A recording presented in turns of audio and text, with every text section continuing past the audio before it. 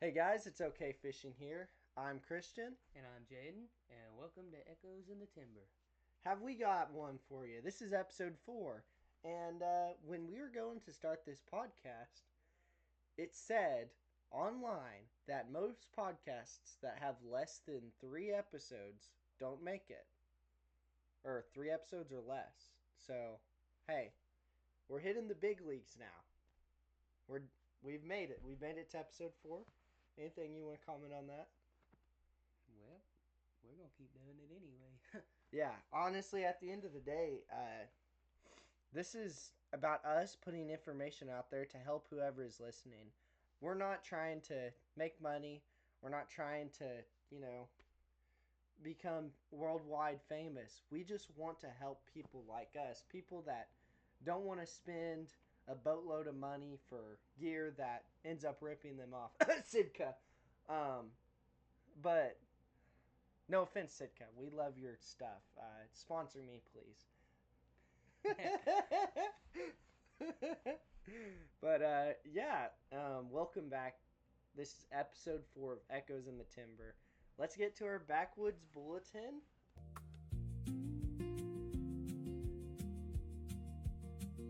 Jaden has something interesting he wants to talk about today. So, recently, people have been saying that people that use live scope and forward facing sonar, it is leading to over harvesting fish.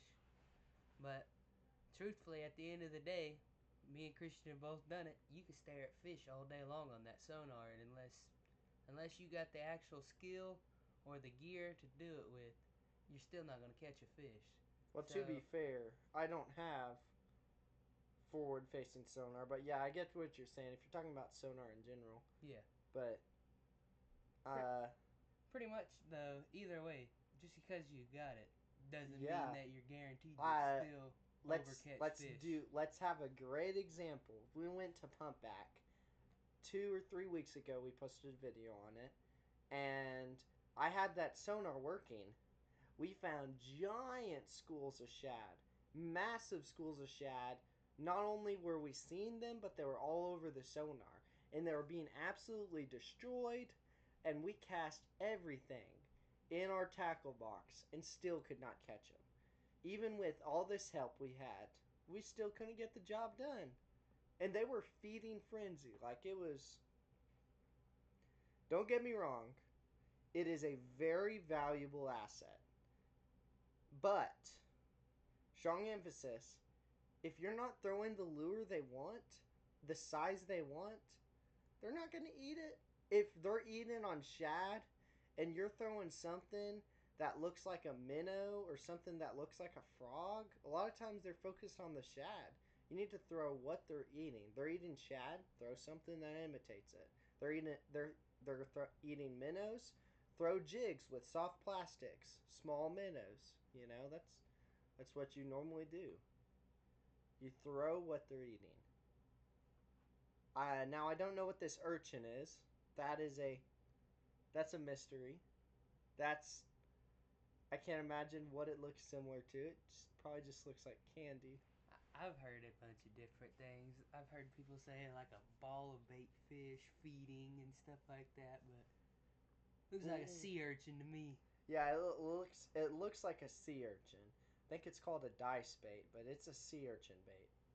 Dice That's bait or amoeba is what they call them. amoeba. Yeah, the Do they Berkeley, know what an amoeba is? the Berkeley one's the amoeba, and the Yamamoto ones are the dice baits, or they call them an oni or something. So, well, I guess we'll get to it. Do we think forward-facing sonar is cheating? I would say yes, but no. So the answer is if you're talking about tournaments where people know what they're doing, you look at some of the tournaments, they have rules in the Bassmasters where half the tournaments allow it and half the tournaments don't allow it. And the ones that do allow it, it's almost always someone who's using forward sonar that wins the tournament. It's pretty rare if they allow it and someone who isn't using it wins. This guy won it earlier this year. It may have been last year, but he won it throwing Cincos. He didn't have forward-facing sonar. He just had side view and down imaging. But he won it, and that was pretty rare for a tournament against forward-facing sonar. So I would say at our level, no. The casual fisherman, no. But like if you're talking about in a professional setting, Yeah, it's too yes, easy. it's definitely easy. Should they ban it from tournaments? I don't think so. I'm the kind of person I believe technology should always be involved in competitions. Like when they banned, you guys might not have paid much attention to the track scene. This is completely different, but there was Nike came out with those shoes with the carbon fiber plate. Well, they made one and the Olympic Committee banned it. They said it was too good of a shoe to have competing, which is kind of funny because like at the end of the day it's still the runner who makes the difference. But I guess if someone can't afford that shoe, maybe just do something along the lines of somehow allowing maybe bringing a price range of budgets like they do with race cars. Like for example, we're way off topic here, but I'm gonna keep going. Uh, Ferrari has a huge amount of money that they can pull into, and but a small company competing against Ferrari wouldn't be able to compete very well unless Ferrari had a cap, and that cap is 125 million for cars, tires for the whole season, which is a lot more money than I got lying around, but it allows those smaller teams to actually compete against the really good teams. I think if they did an approach like that, maybe higher technology would focus less on becoming better and more on better but with a reasonable price to attack those markets. And then we would see a lot of budget friendly things kind of appear. That's kind of what I hope for, but I don't know. What are you thinking? At the end of the day, people are gonna use what they're gonna use, but in a professional setting where you pretty much know that you're gonna catch a fish, it's too easy for them when they do have it. Like you pretty much you can fast track a tournament pretty easily. Yeah. As long as if you're pretty confident with the lake, that plus with the live scope, it's pretty easy to go about winning a tournament. But to make it fair for everybody else, put like a cap, like you were saying, on the amount spent on that stuff. Yeah. I think that would be very reasonable because some people go into a tournament, they don't have a lot of cash. Like if me and Jaden competed in a tournament with that boat we just did some jug fishing on, we probably wouldn't stand a chance. No. We have a depth finder that will sometimes picture a fish. Do we have any idea what type of fish it is? Will it No. picture a bunch of fish? Not really. If it hits one fish on a scan, it will only send one fish. The one I have on my kayak, if it goes down and hits through multiple fish, it will detect every fish. But one thing I noticed with that one is it would have a fish here and a fish here, but it would never have them underneath it and on top of each other. So it makes me think that it doesn't actually go through the fish, you know. It goes through enough to hit the bottom It and may be give picking up depth. more than one fish and it just pops up a bigger fish symbol, pretty much. Yeah, that honestly could be it. And who knows if it's even good enough. Maybe it's a weird branch floating in the water and it confuses it with a fish. Some undercurrent taking it and it sees it. Hey, that's a fish. Like, I've confused a lot of logs for alligators. I'm sure sonar confuses them for fish. Not the new ones. Them new ones are pretty Yeah. detailed. Those new ones, oh man. It's Yeah, ridiculous. I'll definitely be looking into getting some. But let's get into our third segment.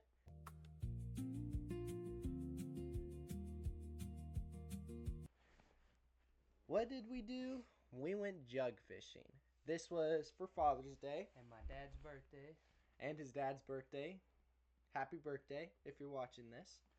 Um, but we absolutely loved going jug fishing. When was that? Last week or It something? was on Saturday.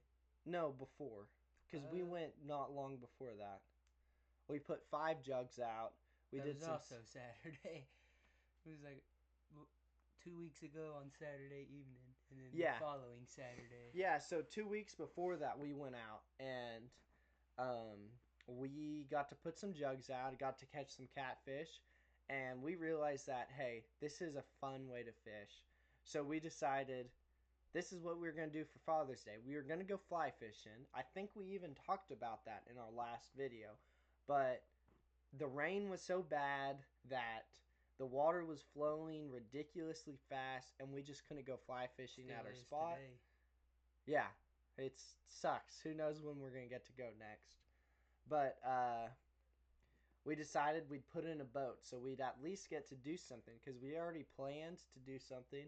So we took the boat out. We had a total of 26 jugs. We only used 24, actually 23. Yeah, turns out to be 23. We thought we lost one because we couldn't find it. Turns out it never left the house. But things happen. Never even had a hook on it. It's Yeah. still taped up, wrapped up, everything at Yeah. home. So I guess that's a reminder. Don't forget things, Be a little more careful, attentive. But we put out 23 jugs, and we fished for a minute. We saw one. I think we caught 1 or 2 fish before we left and went to Cubby's Cove, right? Yeah. We caught about 2 and rebaited some of them, and then we decided we'd go to Cubby's Cove, catch some more shad, and we'd do some fishing. Well, we trolled around Cubby's Cove and was just fishing, and I caught a couple, but uh, when we went back, that's where it started. We seen one sprinting, and we got to it and pulled up a catfish, and then we had another one that was Wrapped up in the trees. wrapped up in a tree, and I had to dive down, and this I could barely reach my toes with my head up just barely above the water. My toes were barely on the string unwrapping it. So you're talking about 5.5 foot deep. So I dove down and I'm pulling the strings apart and ended up getting it untangled, and we tossed another fish. But that's where the story starts. We're looking for our jugs. We find one out in the middle with who would have guessed it, a channel cat. They like running, I guess. But we couldn't find one of our jugs. Jaden, where did our other jug go? Well, we look and way off in the distance you can see a tiny little bit of white sticking up way out by the bridge in Salina, the big bridge. And we were pulling up a few more, and we look back, and that white spot is no longer by the bridge. It is now close to 75, 100 yards from where we last seen it. And we get over there, completely miss it because it runs past the boat. Yeah. Like, 2 people reaching for it completely miss it because it runs past us so fast. And the jug stands straight up and starts sinking like halfway down. Yeah. 5-quart oil jug. Like, it's sinking half the jug under. So we knew that there was a pretty decent sized fish on there. That or it was that alligator we've been hearing about.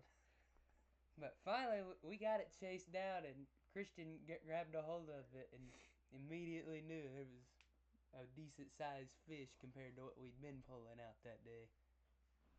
Yeah, it was a good catfish. 13 pounds and absolutely beautiful. I mean, Chomped a hole through my sleeve of my shirt.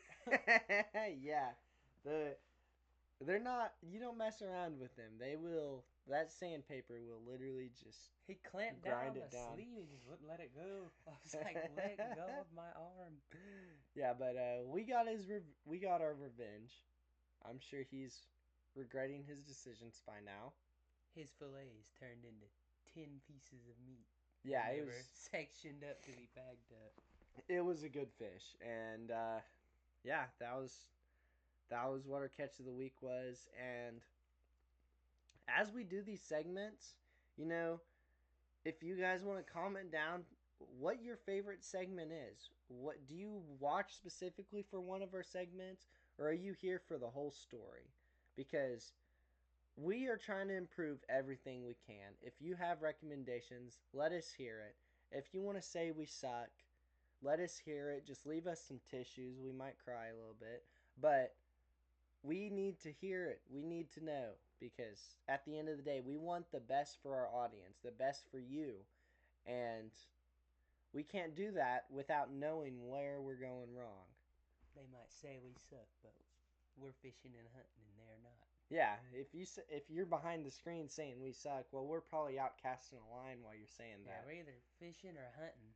So, sucks to suck. You're probably at work or Yeah. sitting at a desk at home. Yep. Well, let's get to gear on the table.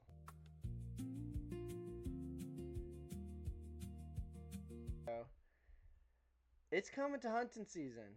July is just around the corner, and we're thinking, what are things people need to start buying for hunting? So we have two topics that will kind of help that, but we're going to go ahead and discuss. So if you want to, we'll go ahead and grab these two. If you want to, you've used this knife. Jaden has a handful of those knives.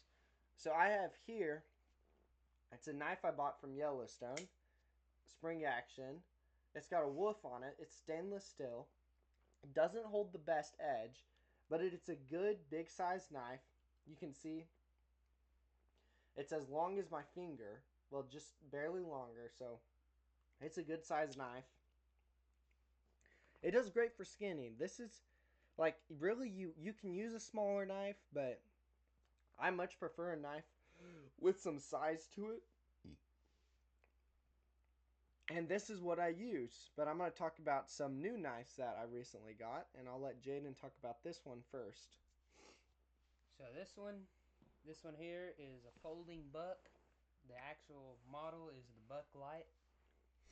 And this one, it's also about the same length as your finger, and makes pretty much an all-around pretty good hunting and camping knife. You can make a decent skinning knife. What else do we usually use this one for? I mean, if you need to cut anything, rope, fishing line, it's it's a knife to have. Buck knives are quality made. They've been around forever. They've saved people's lives. Like they're a serious knife. They're if really in all honesty, you can buy a cheap knife. They have really good warranties too. Yeah. And you can buy a cheap knife, but that cheap knife, the edge will go dull, the edge will chip, and not saying these ones won't go dull and they won't chip, but they're going to be a little nicer. They're going to hold together better. You're not going to have as many issues. Some knives, you sit there. Let's pick this up again. Some knives, you sit there and you can't push this down. If y'all can see it, you can't push it down to get the blade down. Well, if you get a decent quality knife, which I kind of got lucky on this one that it was, I can't tell you what brand it is. It's just, it's a souvenir knife is really what it is, but it's absolutely sharp. It's a good knife, but it has an easy to get a hold of. It's a single piece of metal. It doesn't have those weird saw blade grips, and it makes it nice. And then Buck has a different style of knife. They do it kind of right on the top. If you kind of want to show them. So right here on the top, right up towards the back usually, it's got a little push tab. Little, kind of looks like it's just a part of the back of the blade, but just push it in and it folds down pretty easily. Yeah. So those knives, sometimes they're pretty stiff, but like I've noticed with buck knives, especially the bigger ones, they are very easy to fold down and actually use. So we're gonna go ahead and show some two different knives. These are a bit more the nicer ones, a little bigger, and I'm gonna if you want to show them that one. So this one here, it's also a folding buck, but just a little bit bigger and wood handle instead of plastic with the brass accents. This one's a little bit longer, but pretty much got the same thickness of blade. So even with the smaller knife here, they have pretty much the same thickness of metal for the blade. So even in their smaller knives, it's going to be durable. But this one here, this is another really good knife that pretty much you can use for a little bit of anything. You can use it for hunting, camping, eating apples, whatever you want to do. This is a pretty good all-around, all-purpose knife. So I'm gonna look into one more. So me and my dad, funny story about these knives. Uh, we were talking about like when we were skinning my first deer of last year that I killed in October. Uh, we were kind of talking about getting some bigger knives because we were just we really wanted a bigger knife, and I guess both of us remembered that conversation because for Christmas he opens this up, and who would have known it was a buck knife, and he started smiling, and I was kind of confused why he was smiling. Well, I get to it. I'm opening my gift, and guess what he got me? He got me a buck knife too. So I got him the largest folding knife that Buck Knife makes, and he bought the fixed blade. And I'm gonna use this for skinning. We're gonna see how it works, but it's a heck of a knife. Like this is like you've heard it. That's not a knife. This is a knife. That's that straight out of what's your favorite movie, Sydney kind of knife right there. Yeah, this is a mess around, find out knife. If you're gonna protect yourself, That's that ghost face from Scream knife. Yeah, I would recommend this knife for self defense. I really would. If it isn't sharp, you can always just hit them over the head with it. Yeah, that thing has some weight. It's got some weight. But we're gonna see how it skins this year, how it does for skinning, and that's what we have gear on the table. Even that one had a little bit of weight to it with the brass. Yeah, I think it's also. I mean, that wood is pretty thick. It's quite. Oh, and the brass runs all the way along the line. You see that? Yeah, you just know it's a knife that's gonna last. Yeah. I paid $65 for this. This knife here runs you about $75. This was on sale though. Now they've went up. I don't know the exact prices.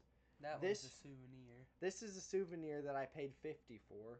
What the knife is worth, I'd at least give it $40 in value because if I had a knife like this for $50, I'd be satisfied. But this is also a souvenir, so I'd say it's a good knife. Do you know the prices on that?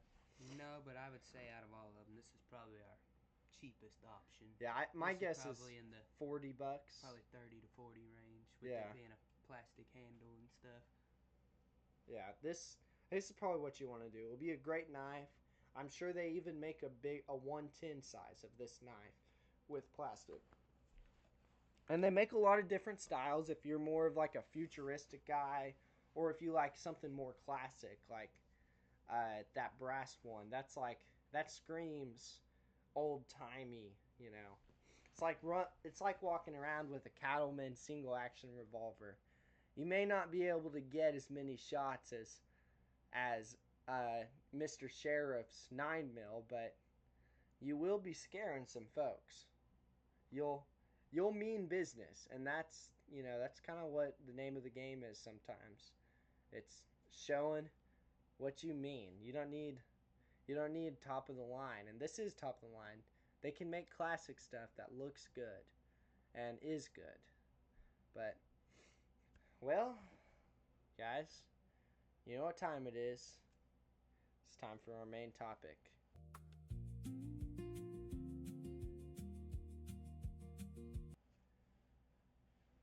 I've been hunting and fishing for a long time, and there are things that I have bought or I have made, and it has significantly improved my outdoor experience. So we're going to go into some of them. And first off, I'm going to talk about custom making a catfishing rod holder. So I ran into a problem. I fish really rocky areas and I fish muddy areas. Well, I could buy something with a stake, But what about the rocky areas? How do I prop my rods? I can move rocks around. I started using a 5 gallon bucket, but sometimes those 5 gallon buckets they can be pulled over by a fish, and you have to swim in the water to save the rod, and you still lose the rod. I have a little bit of experience with that. Um, Luckily, I somehow managed to snag the rod back, but I still was soaked in about 52 degrees was what it was that day. I can imagine the water temperature was pretty close to that temperature, but watching a rod swim away, what else are you supposed to do? Just watch it? I don't know. Would you just watch it or would you dive No. in?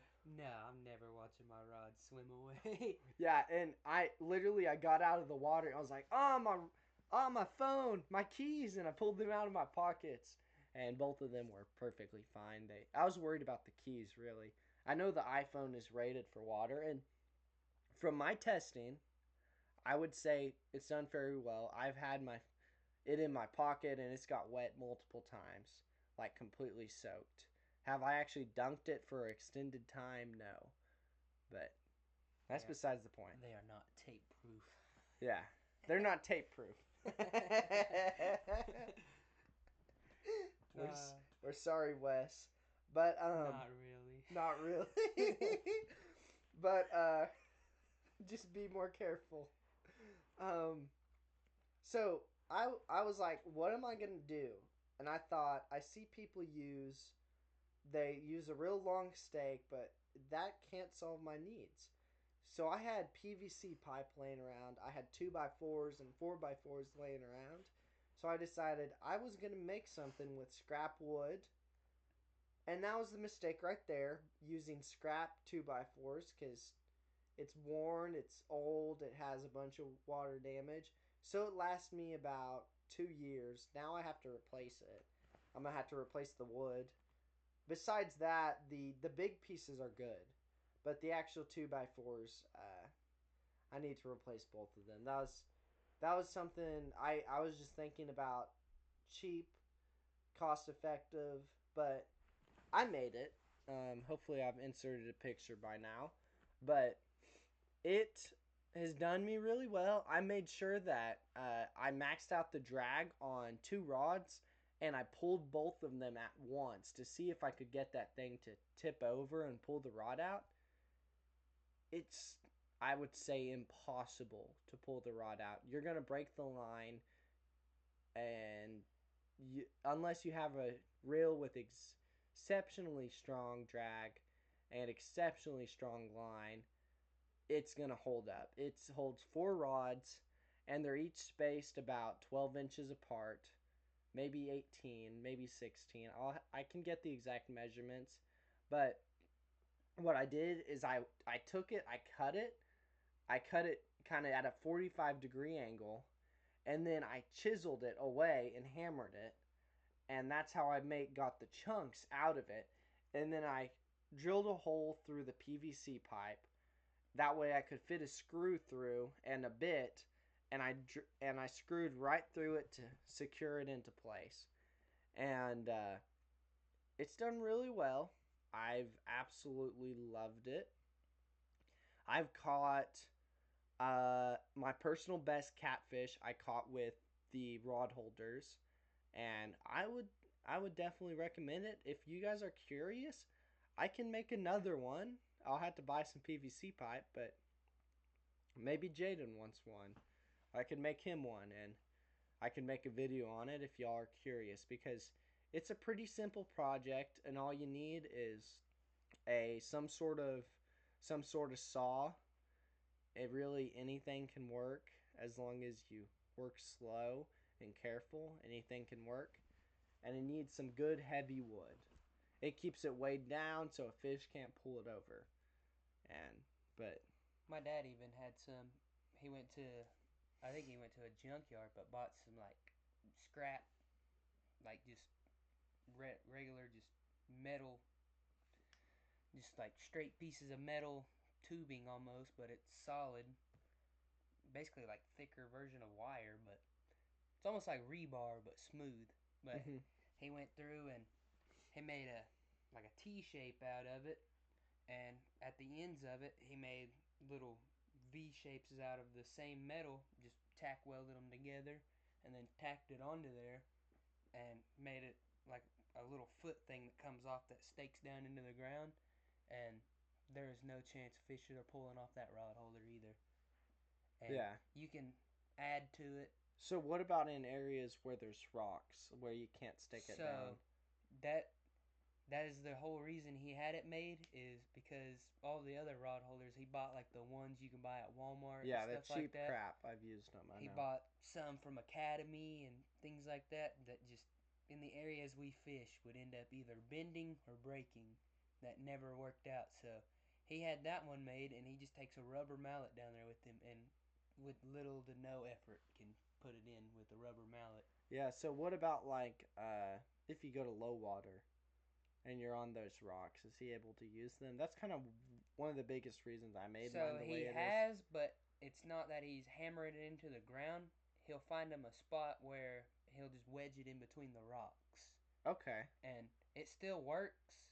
It may not be like perfect like it is when it's staked Yeah. into the ground, but there's still, I've never had a fish pull a rod off of there. Yeah. Like it would have to pull it up and over and get the reel and everything up over that rod I holder. think the great advantage of what he has is he can put the rods wherever he wants.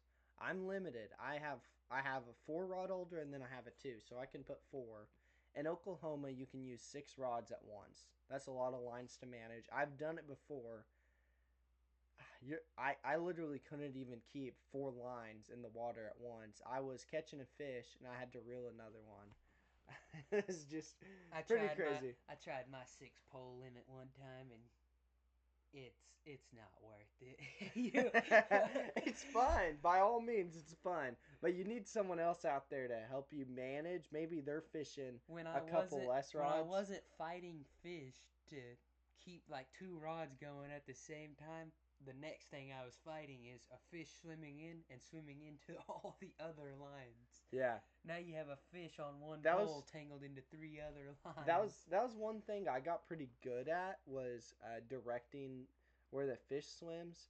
But like all my lines are super close together. I and my rods are, but that allows me to watch all of them and be right there on top of them, so they're not too spread out. And you can just cast where you want to fish, and My your rods golden are all in number the is same two place. or three. It's the golden number for me. Four is 3 is my max, and 2 I'm really good four. with. Four is really manageable. I'll tell you. I've used 4 before, and I've really liked using 4. It's not too hard, and you always get to be on a fish most of the time. When it's slow, it's nice, especially because you have 4 chances to catch a fish, and that definitely allows me to catch more fish than others just because I have 4 rods in the water. But yeah, what's some more life saving gear? I'll let you start with another one you think. Well, this one's not fishing, but this one's hunting. Trail cameras. Oh yes. Investing in trail cameras has led to a lot more deer between my family being harvested, because now we know times that they're moving, where they're coming from, numbers, like the amount of deer, like how healthy your herd is and stuff. But not only that, we also really like just seeing the pictures of the other animals that come through, knowing what else is out there, and we've even had the luck of catching a couple of trespassers with our camera. So there's that too. Yeah, that's not fun. I had some trespassers steal one of our stands once, and it was locked to the tree. Well, guess what they did? We had a custom. It was a single man stand that we turned into a 2 man stand, and we had the back. It was locked to the tree. Well, they unscrewed it and did everything to get it off of the main stand, and then took the main stand and left that there. So there's just a thing hanging in the tree. I could show you it sometime, but with no stand. It's kind of funny, but they took it, and Yeah, not to mention I found blinds on my land. Have I told you that before? Somebody ran a string and ran camo tarps and was trespassing on my land, and uh, that's why I won't go out there without carrying a gun. I'd say yeah, trail cameras. I've been using trail cameras and getting to see the deer. Like if you see a good sized deer that is almost the size you want to kill, and you see it while you're out hunting, and then you think, okay, that's the biggest one. Maybe I should get him. Well, then you kill him, and then you don't have another rifle tag, so you go back to bow hunting, and you're sitting there. And this was a time when I didn't have cameras. You're sitting there, tagged out, and you can't kill another buck except with bow, and you see the largest buck of your life within rifle range begging you to shoot him. But what can you do? You can't shoot him with your bow at rifle range unless you're Robin Hood or something. And So I got one friend that practices at yeah, ranges like that. yeah, I think you need a really quiet bow if you're gonna do something like that. If you're gonna take a shot that far, you need a really quiet bow. Number one, and number two, you need to judge the deer. If that deer is moving, do not take a moving shot from too far of a distance, especially with a bow, because it can be moving at a set pace and you think you have it, but it could change its pace as soon as it hears that snap. They could jump at anything. Yeah, They are so and much faster than you realize until you've hunted them with a bow. yeah, they are. I took a shot with a recurve from 20 yards away. A shot I was really comfortable with. I'd practiced over 100 shots a day. That's really your goal. If you're shooting a bow, especially traditional, you need to shoot a lot because it is very different than having sights. Sights, you can just pull it up and aim. You have to get familiar with it, so you have to shoot a lot. But I get there, I take the shot, I feel real confident, and I just see it go right over the back of that deer. It ducks the arrow, and I missed at 20 yards. And I think if that deer didn't move, I am 100% confident I would have killed it. But guess what? The deer moved. I can't turn the clock back. But now I know. This is one thing I ended up researching after. You shouldn't wait till a deer's head is down. That's when I did because I thought, hey, it's not paying attention. I can shoot it with its head down. That's when they're on their A game, is on Yeah. high alert, looking out. When they are on high alert looking, oh man, you stupid camera. Um, but uh, let's see if I can. Oh, hey, that worked. At least it ain't wandering this time. Okay, tell me when it's fixed. It's not on there. Okay. It's because I raised my hand. Well, at least we know how That's it pretty works. good now. At least we know how it works now. So we can get it to follow us if I just raise my hand and do it. But what was I talking about? Recurves. Yep. Your shot's not gonna hit. Wait for that deer to be alert. Because when that deer's alert, like look at this one. This one's alert. It has the deer first drops its head and then it drops its shoulders. So when its head is already down, all it does is drop its shoulders, and that takes its fatal and it just moves it down. So you completely miss your shot. So this year, when I saw my deer, I waited till its head was up and he was within range. Well, she was within range, and I took the shot, and it was a perfect shot because the deer moved its head down first. If I can insert this into the video, I will. Here's a picture of the deer before I shot at it. And then here's the picture after with the arrow on the ground. You can see the deer kicking and running. And that's from my trail camera, taking 2 pictures of it because it was right in front of the trail camera when I shot it. It's another reason to have trail cameras. I've captured multiple of my shots on the trail camera too. It's always good to have for a memory, but also if it comes to a questionable shot, you can sometimes look back and kind of track your shot path through your trail cameras. Yeah, so like if I looked at the trail camera, the deer was distinctively kicking hard, and that's pretty common for a fatal shot. And you could see that in the trail camera. But the biggest telltale sign, when I got to my arrow, covered in blood. Not to mention, when I was in that stand, this is what you should always do. Remember this. You're in the stand, you take your shot, you don't celebrate. You sit there, you listen with your ears. You listen, and you use your eyes. And you follow that deer with your eyes. You don't look at another deer. You keep your eyes on that deer. You watch where it runs, and then you listen where it runs because you're going to lose sight of it. Sometimes they will die within your sight. I've had that happen a lot, but I've also had it where they disappear out of your sight. But this deer, I saw it disappear and I heard a distinctive fall.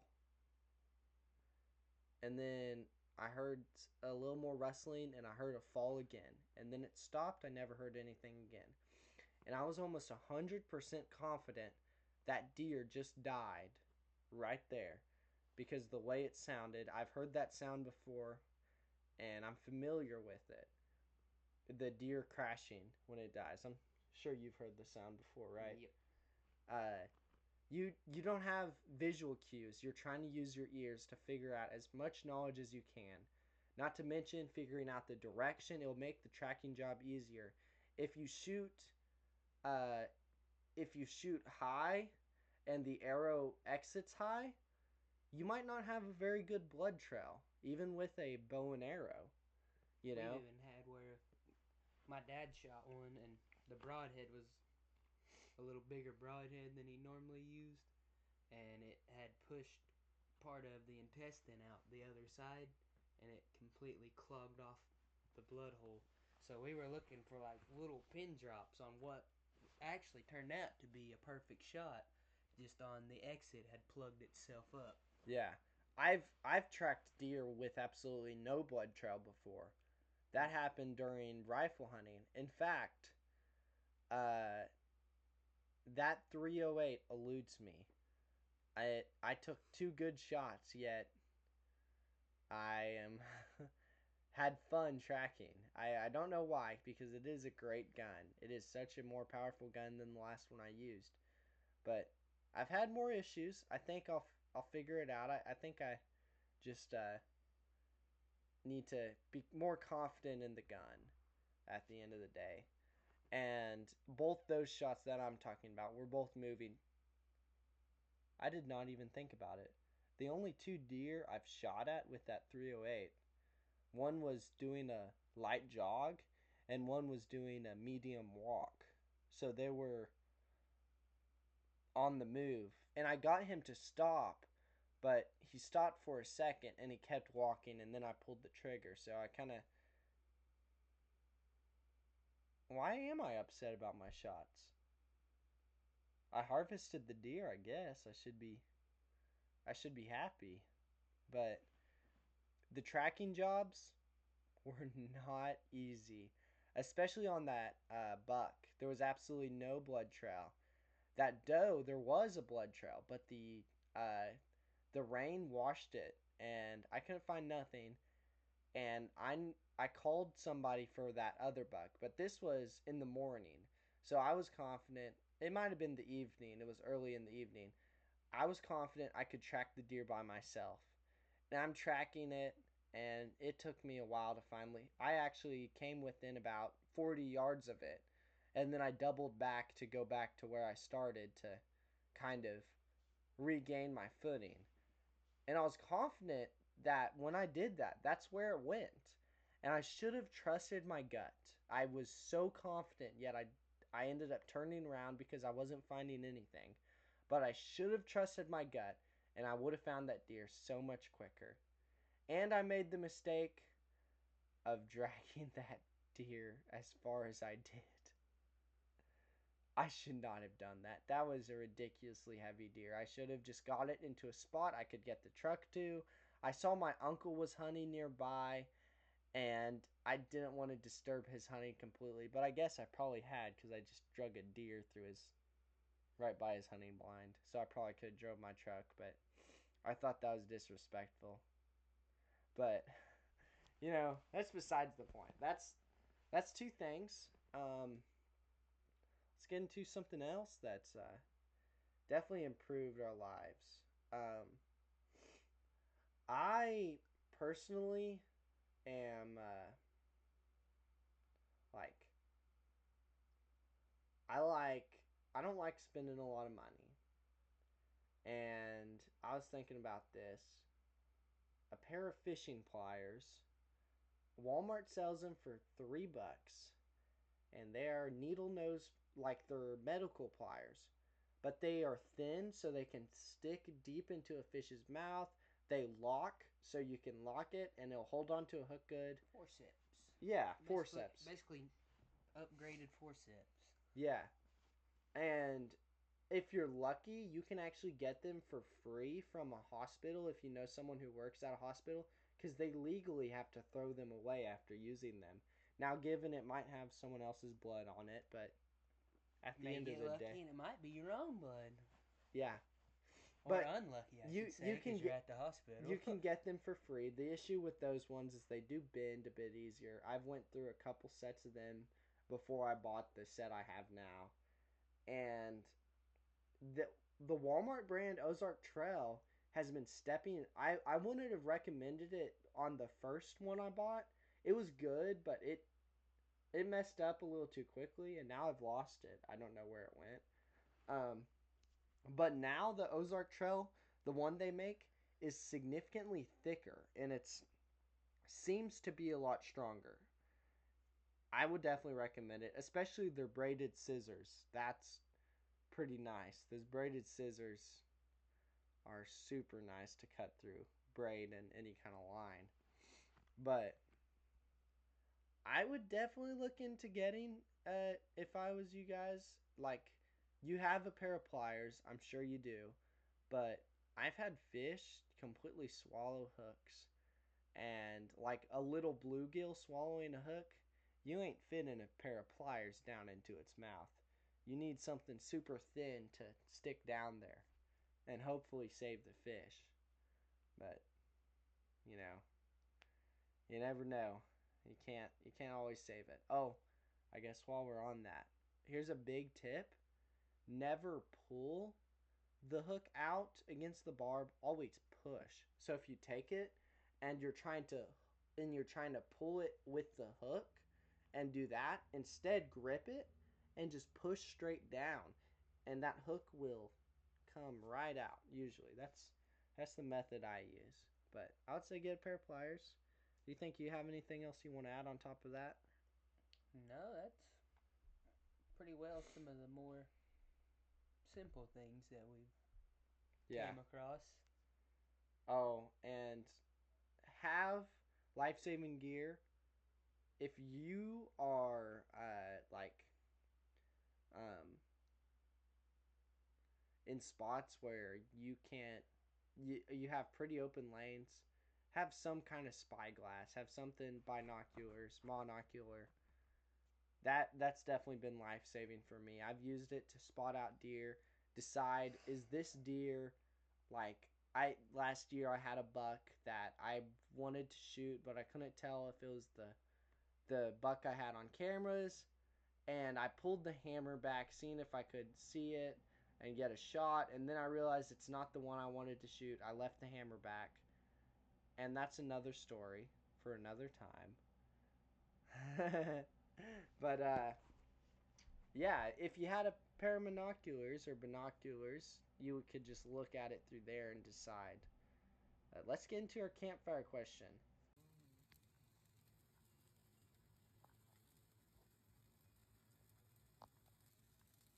what do we plant for food plots? So Jaden, I don't know if have you planted a food plot yet? So we normally just run feeders, but we're looking into starting to. But we're So we're looking at a few different things to start. I don't know what you guys would use in your state, but I'll tell you what works here on northeastern Oklahoma. I use beets and winter wheat. That's what pretty much the most common ones are used Yeah, in our areas. and that's done me really well. The deer come through it a lot, and you can call it cheating, but surprisingly, those deer, well, not surprisingly, those deer, they come and eat it at night. They don't care when you're there. You scare them out. But Now you may be feeding them too, but at the end of the day, food plots is just providing better nutrients for the herd anyway. yeah, you're providing nutrients. Not to mention, um, Like where we hunt at, there ain't very many plants that grow out there that the deer actually want to eat. yeah, We're just lucky that we're surrounded by farms, or else them deer would be little to none because there ain't much food that's worth eating in the area. We and supplement that food. in fact, out of the two bucks I've killed, both of them were on that food plot, but only one of them was eating the food plot. The other one I killed was running and chasing does, They like to use and them as travel lanes they too. ran in the tree line right by the food plot, and I didn't get a shot when it was close. It wasn't until it was farther back, but uh, it's just when they become comfortable with eating there, those doe are going to be making more trails, and you're going to have more shooting lanes. Even if they ain't going there to eat, they might feel more comfortable there because they see other deer. Like when you're hunting, this is a big thing.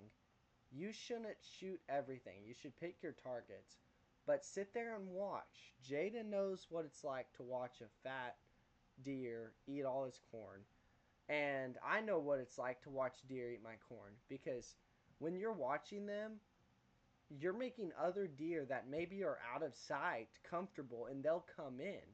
I've had that happen before. I've had the bigger deer, the ones that I would rather harvest, they don't come in till after because they make sure they send the youngins out and they make sure it's safe. If those youngins are eating and are safe, then they'll head out and eat too. So by you not shooting them allows the really good buck you want to kill or the really old deer that's way too smart for the likes of you, you can get a chance at killing her, which I did successfully take out the doe that was a attention super hearing and everything. I Yeah, took her that out. old whistleblower. Yeah, I took her out, The old and tattletale.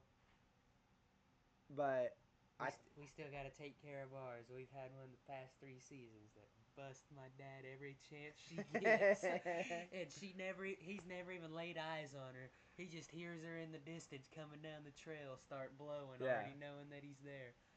I but think she comes from behind him somewhere, and he just ain't realized that yet, that she's coming from behind him. well, that's our campfire question, and it's time. You need to start looking into planting your food plots. You don't need to plant something massive. There's a lot of videos out there that will show you how to plant them if you're not familiar with it.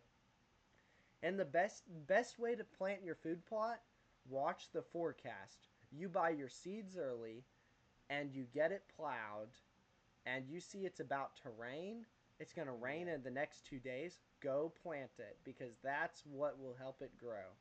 Because during deer season in Oklahoma, Those beets too. Make sure you do it at minimum before the first frost, because once that first frost hits them, it amplifies the sugar and it like drives the deer crazy. So yeah, you want them planted before then. yeah. I try and plant mine by September, before September. Last year we planted it September 14th, which I think was too late. I think you need to plant it. Hopefully you can plant it in August. That's what my goal is this year. I think Jaden might be planting one. And in fact, if he needs my help, I might go up there and take a tractor up there. Probably going to. We ain't got a tiller yet. Yeah. My grandpa's got a tiller, a nice one now. We're slowly Oh, investing more. And in he's our going to hunting be selling property. one soon. He wants me to list it on Facebook Marketplace. Yeah, we've been slowly investing more in our hunting lands. Yeah. It's if you want to be able to get your target buck, you need to spend the money not on the gear, but on the preparing for the land. But, I hope you guys have enjoyed episode 4, and I hope you'll enjoy the next ones. And I want to see and hear from you guys. I want to know a lot. And as you guys know, we are not sponsored by anything we talked about today. We are just two guys recommending what you should be using, because we've experienced things break on us, and we've experienced the miracle products. And, well, guys, may your campfires burn bright, May your adventures be worth telling, and may the echoes in the timber always lead you home.